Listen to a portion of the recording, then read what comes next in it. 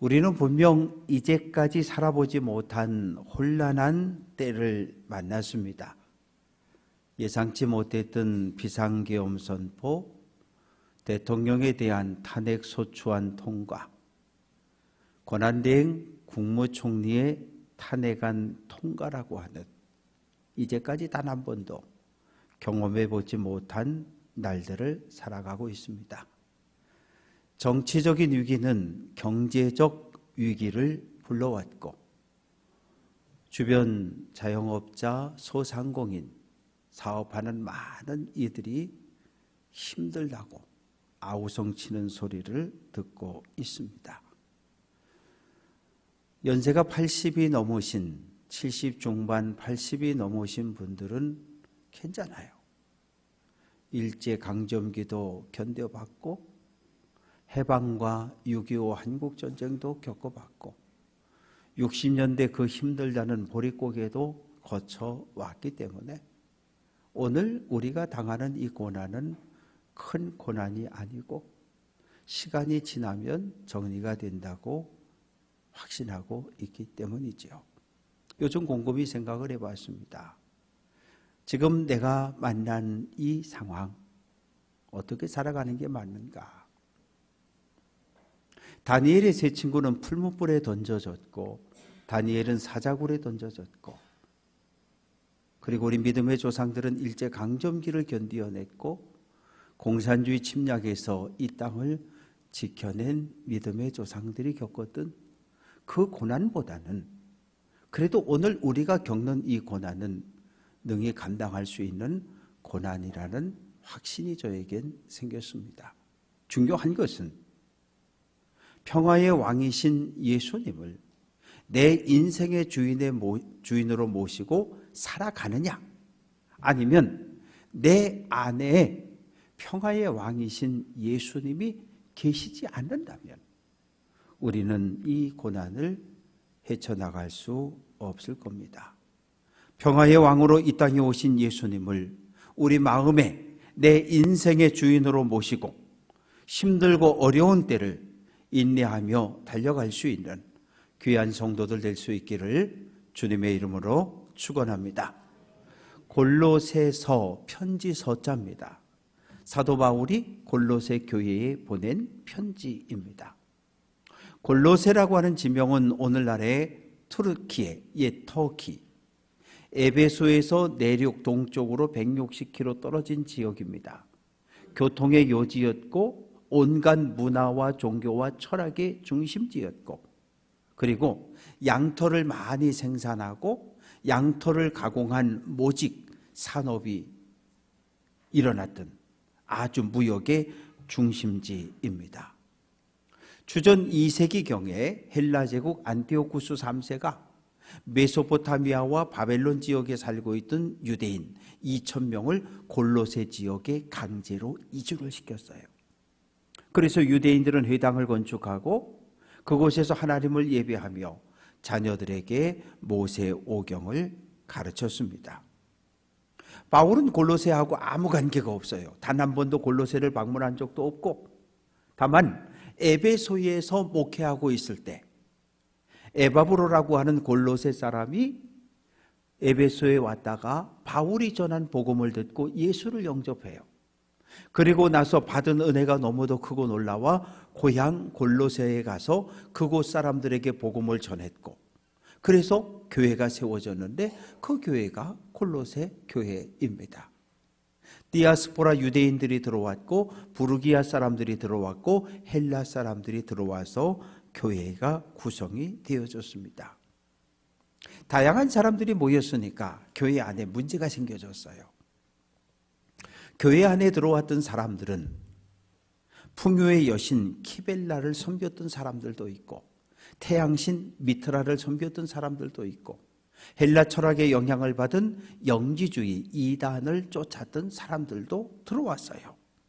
다양한 종교, 다양한 문화가 교회 안에서 충돌을 하게 됩니다. 교회에 혼란이 생기고 갈등이 생겼을 때 에바브로가 로마 감옥에 갇힌 바울을 찾아옵니다. 목사님, 교회가 복음의 순수성을 지켜내지 못했습니다. 다양한 종교와 철학의 영향으로 인해서 성도들의 믿음 생활이 변질되었다고 전합니다. 그 소식을 들은 바울이 골로새 교회를 생각하며 쓴 편지가 골로새 교회입니다. 복음이란 무엇인가? 그리고 특히 오늘 말씀은 예수를 그리스도로 영접해서 하나님의 거룩한 백성, 성도가 된 우리가 이 세상에서 어떤 삶을 살아야 하는지를 알려줍니다. 성도, 거룩할 성자, 무리도자. 우리는 하나님의 선택을 받아 거룩한 성도가 되었습니다. 거룩한 사람이 되었어요. 천사와도 비교할 수 없는 아주 소중한 신분을 갖게 되었습니다. 예수 믿기 이전에 마귀와 죄의 종노릇하며 통치를 받다가 하나님의 은혜로 예수 그리스도의 십자가를 통해서 하나님 거룩한 백성으로 구원을 얻고 신분이 바뀌었습니다. 문제는 사탄의 백성에서 하나님의 백성으로 신분이 바뀌었는데 오늘 우리는 우리의 인격과 성품은 아직도 예수님을 온전히 닮아가지 못하고 있습니다. 레위기 11장 45절 내가 거룩하니 너희도 거룩하라. 성도는 거룩해야 합니다. 거룩하다고 하는 의미는 죄와 완전히 단절되었다, 죄를 끊어냈다, 죄와 구별되었다, 하나님 앞에 드려질 수 있는 흠없는 제물이 되었다고 하는 의미입니다.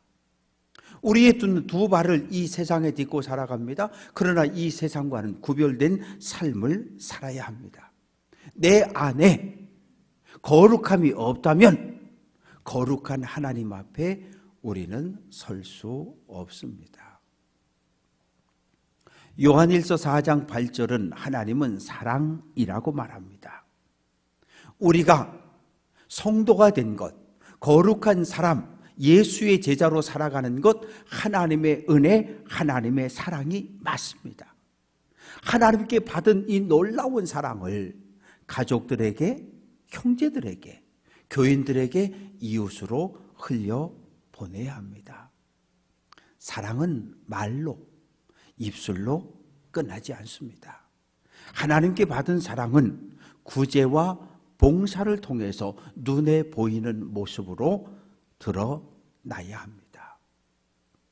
오늘 바울은 12절에서 우리에게 긍휼과 자비와 겸손과 온유와 오래 참음을 옷 입으라 이렇게 말합니다.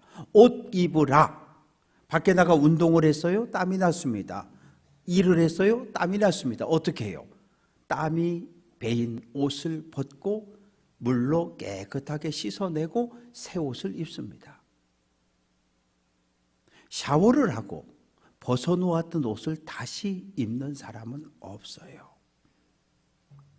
우리는 죄의 옷을 벗어버리고 하나님 입혀주시는 은혜의 옷을 입은 사람들입니다.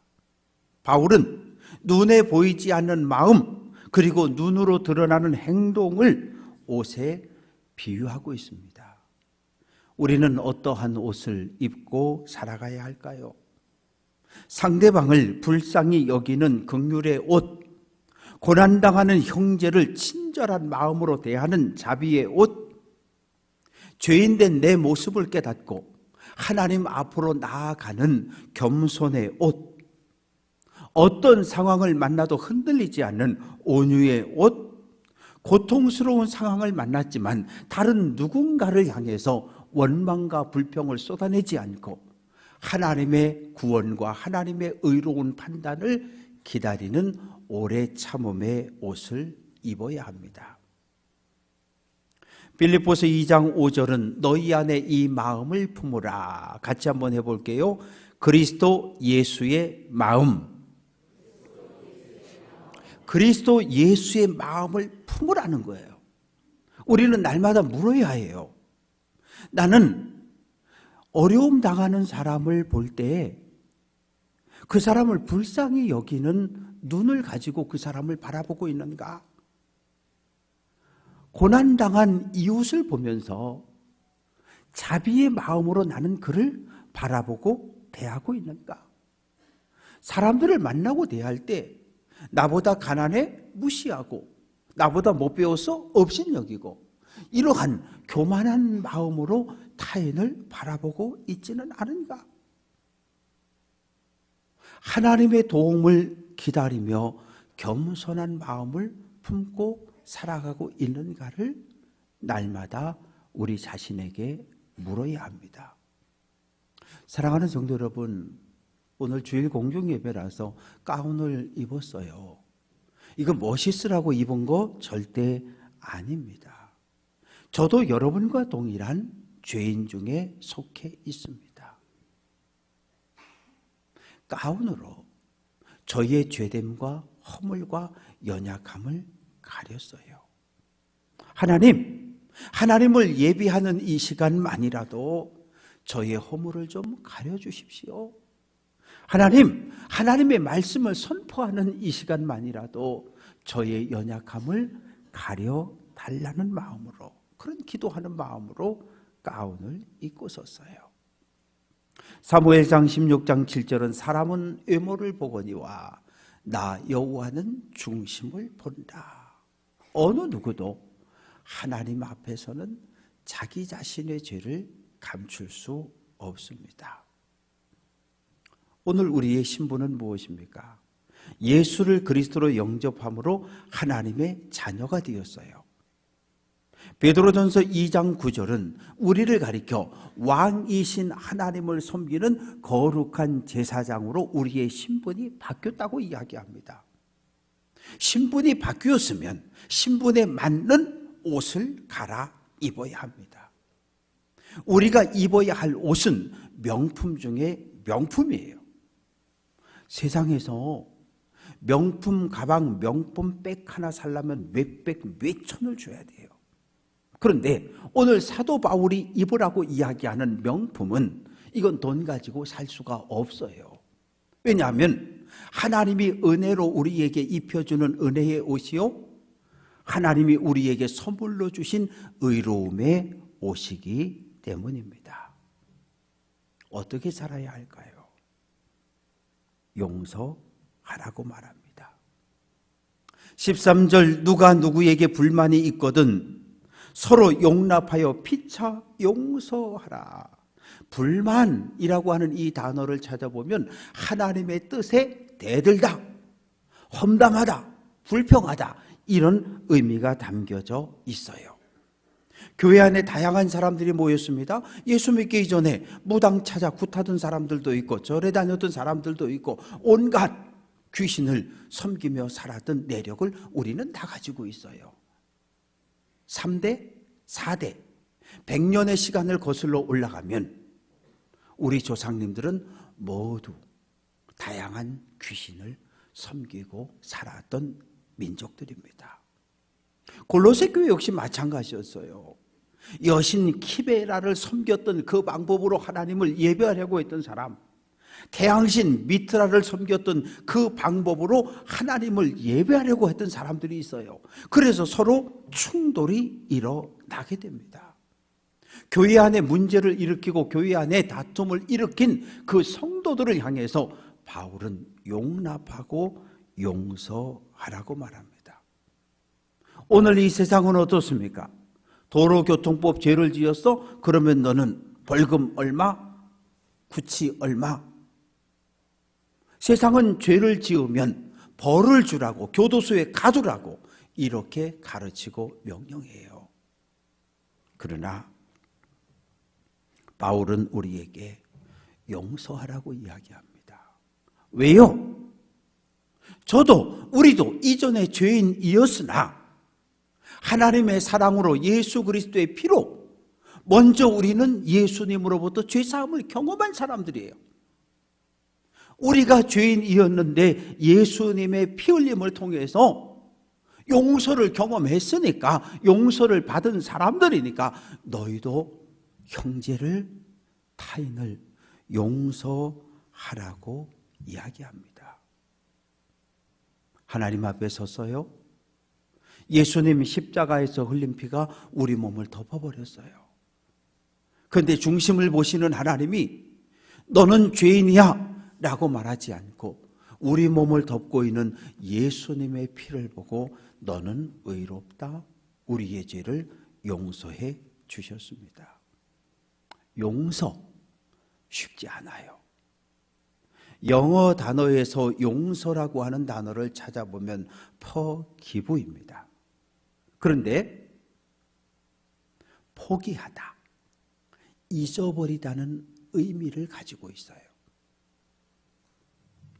포기하지 않고 잊어버리지 않으면 용서는 불가능합니다. 내가 누구에게 빌려주고 못 받았어요. 그럼 어떻게 해야 돼요? 내가 그것을 포기하지 않는 한 용서가 안 되는 거예요. 왜? 받아야 된다고 생각을 하면 용서할 수가 없어요. 너 5년 전, 10년 전 나에게 이런 말을 해서 나에게 상처 주었는데 어떻게 해요? 잊어버리지 않으면 용서할 수가 없어요. 하나님의 용서를 먼저 경험한 우리가 교회 공동체 안에 있는 다른 형제와 자매의 죄를 용서해 주라고 말합니다. 예수님, 너희 원수를 사랑해라.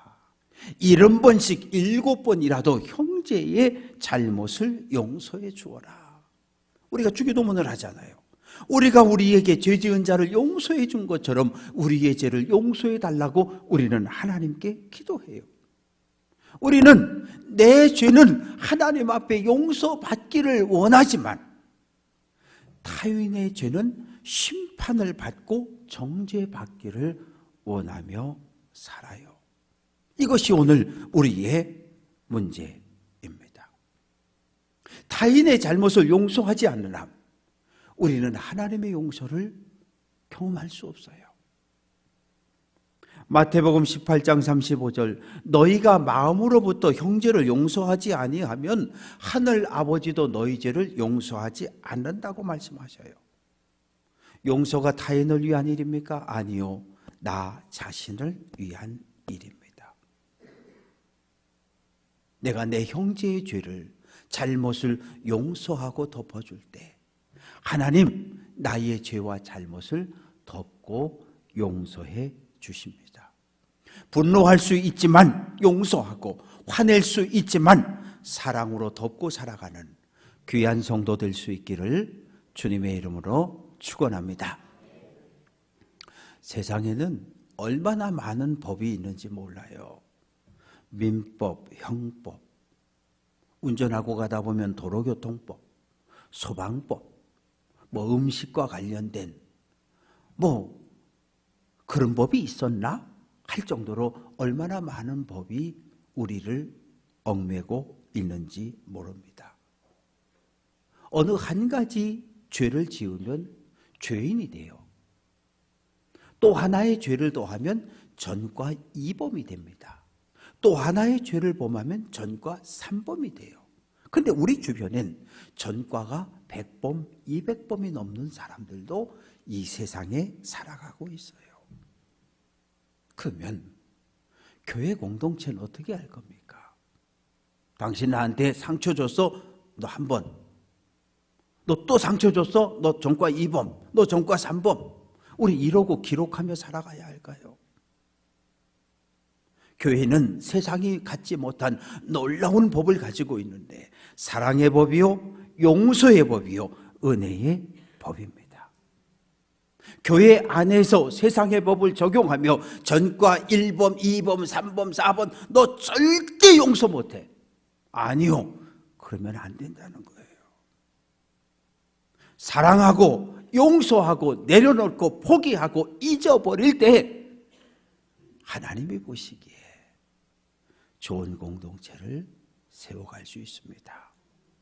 바라고 소망하는 것은 사랑과 용서를 실천함으로 우리의 가정도 우리의 교회도 하나님 보시기에 좋은 공동체로 회복해가는 귀한 성도들 될 수 있기를 주님의 이름으로 축원합니다. 바울은 긍휼과 자비, 겸손과 온유, 오래 참음과 용서 위에 한 가지를 더하라 그래요.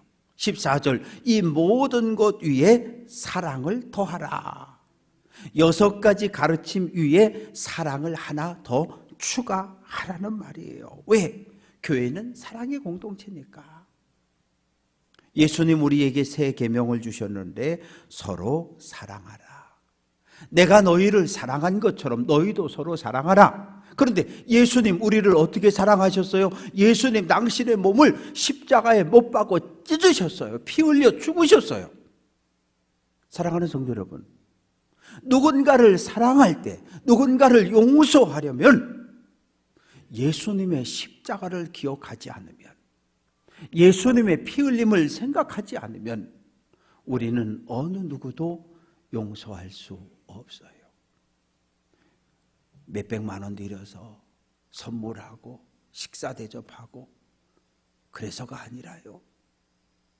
내가 내 생명을 걸고 용서를 실천하며 사랑을 실천하는 성도 될 수 있기를 주님의 이름으로 축원합니다. 마가복음 1장 6절 보면 요한은 낙타 털옷을 입고 허리에 가죽띠를 띠었다. 낙타하고 약대는 같은 말이에요. 그런데 이게 양털이나 염소털과 달리 낙타, 약대 털로 만든 옷은 이게 탄력이 없어서 축 늘어집니다. 축 늘어져요. 그래서 반드시 허리를 가죽띠로 딱 묶어줘야 돼요. 허리를 묶지 않으면 거센 바람이 불어올 때 옷이 막 날아가요. 그리고 일을 할 때 옷이 다 풀어져서 일을 제대로 할 수가 없어요. 교회는 한 사람 한 사람이 모였지만 예수 그리스도의 사랑의 띠로 하나로 묶여진 공동체입니다. 우리 모두가 사랑의 띠로 하나로 묶여진 공동체를 회복할 때 하나님 말씀에 순종하는 능력 있는 삶을 살아낼 수 있어요.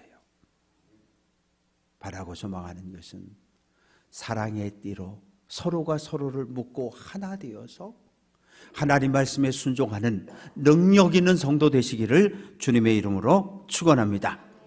15절, 그리스도의 평강이 너희 마음을 주장하게 하라. 평강, 평화라고 하는 것은 질병과 전쟁, 갈등에 없는 상태를 넘어서 하나님과 하나 된 상태, 하나님의 축복으로 충만한 상태를 평화라고 이야기합니다. 예수님의 십자가를 통해 하나님과 우리는 평화가 되었어요. 이제 우리가 해야 할 일은 형제 자매와 평화의 공동체를 이루어 가는 일입니다. 너희 마음을 주장하게 하라, 주장하게 하라. 이 원어는 운동 경기에서 심판관을 이야기해요. 모든 운동 경기에는 심판이 있어요. 심판은 옳고 그름을 정확하게 보고 판단을 내리는 사람입니다. 예수님을 우리가 내 인생의 주인으로 모셨잖아요.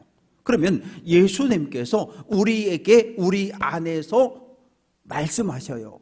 하나님의 길에서 점점점 멀어질 때 멈춰!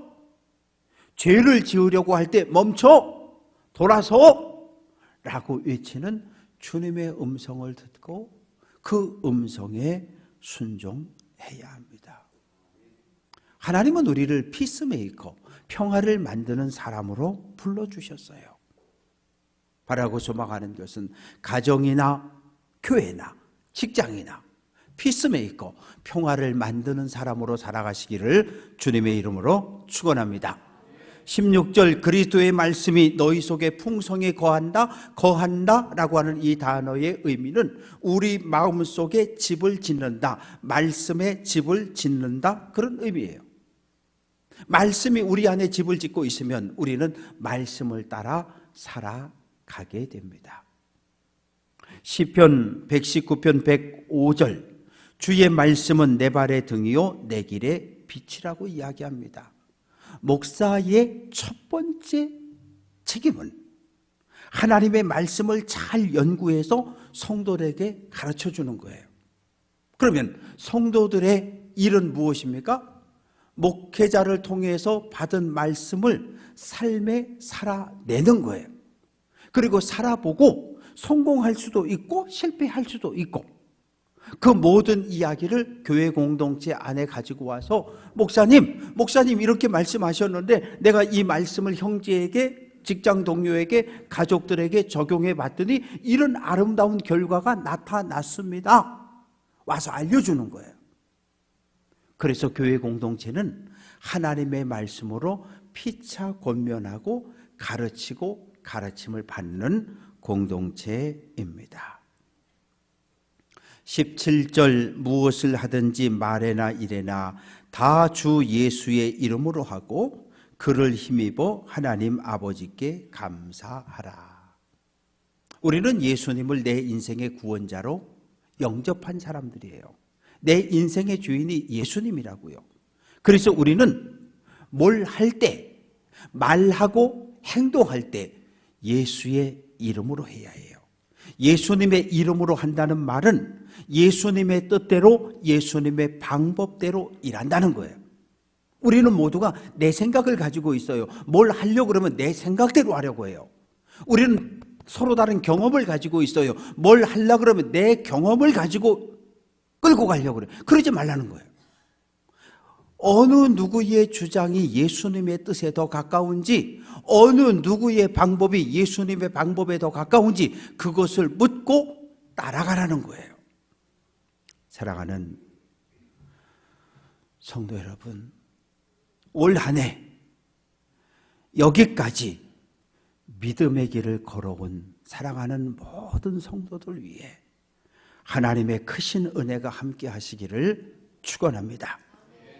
경제적으로 어려웠던 분들도 계시고, 건강을 잃어버려서 원치 않았던 질병이 찾아와서 고난과 고통을 겪었던 분들도 계시고, 연로하신 부모님 때문에 때로는 사랑하는 자녀 손들의 문제로 인해서 가슴을 두들기며 울부짖었던 성도들도 계셔요. 어려움을 끌어안고 오늘 여기까지 걸어온 사랑하는 모든 성도들 위해 하나님의 크신 위로가, 치유의 역사가 함께 하시기를 주님의 이름으로 축원합니다. 이제 우리 하나님을 찬양하며 살아갑시다.